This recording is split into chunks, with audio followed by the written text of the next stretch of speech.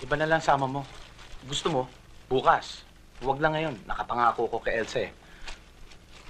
Kailangan umuwi ako kaagad. Ba't hindi mo na lang siya patignan sa ibang doktor? Take her to our hospital. Siguradong maasikaso siya ng gusto. Teka.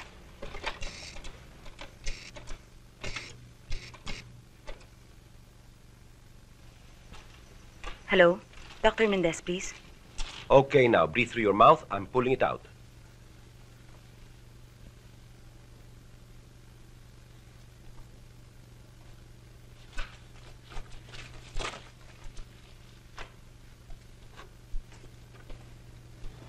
Doc, kamusta ang lagay? Let's wait for her.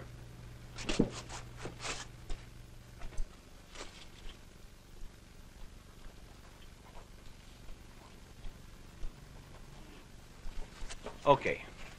Medyo delikado ang pagbubuntis mo. I have to do more tests para matyak ang problema. Meanwhile, kailangan mo magpahinga. Huwag ka masyadong magagalaw. And most of all, avoid stress. Mrs., magbihis na kayo at bibigyan ko kayo ng bagong reseta.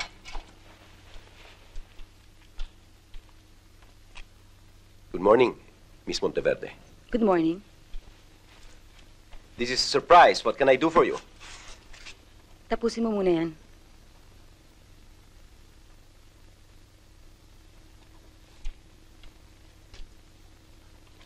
Ito ho, Mrs., mga bitamina ho yan. Inumin nyo ng twice a day.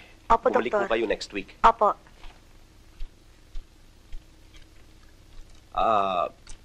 What can I do for you, Miss Monteverde? Your place needs renovation. Well, I have been asking for improvements, but our director has other priorities. But I understand him, of course. Well, I think we can arrange that. Kakusapin ko siya. Besides, in 2 years' time, magre-retire na siya. Bilang may-ari ng ospital na to, kailangan natin ng bagong direktor. I want to see how things run. Natatandaan mo si Elsa Abrigo? Oh, bakit? Kailangan ko ang tulong mo. Matagal ka na rito, Dr. Mendez.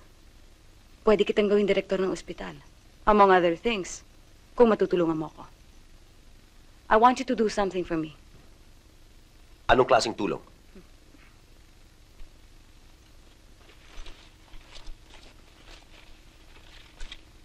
That's ₱1,000,000.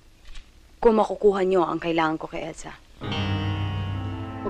Uy, mag-honeymoon ulit sila. Siyempre. Hop, Jess, kompleto bang gamit? Ilan ba? Ilan bang bagahe? Isa, dalawa, Babay, tatlo.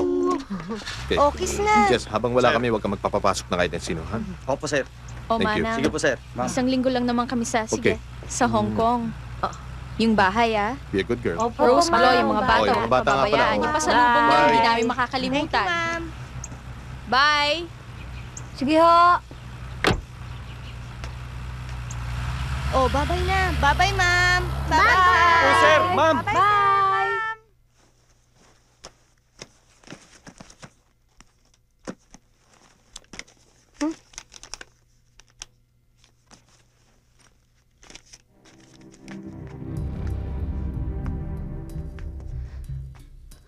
Mirna!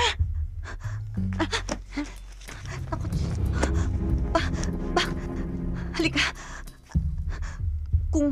Kung ano man ang nakita mo, saka ko nalang ipapaliwanag sa'yo. Pwede?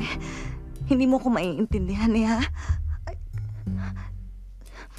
Sandali. Ito, ayan. Kung kulang pa yan, dadagdagan ko sa sweldo. Kung nakikiusap ako, kung huwag kang magsasalita, nakikiusap ko. Pwede ba? Ha? Mirna.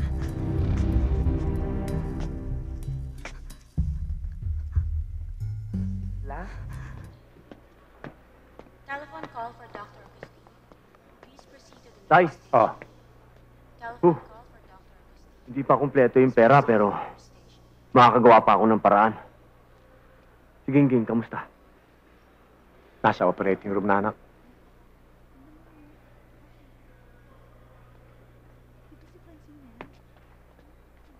Saan kayo kumuha ng pera? Hi! May dala akong pagkain, oh. Kumain na ba kayo? Inutangan niyo po siya.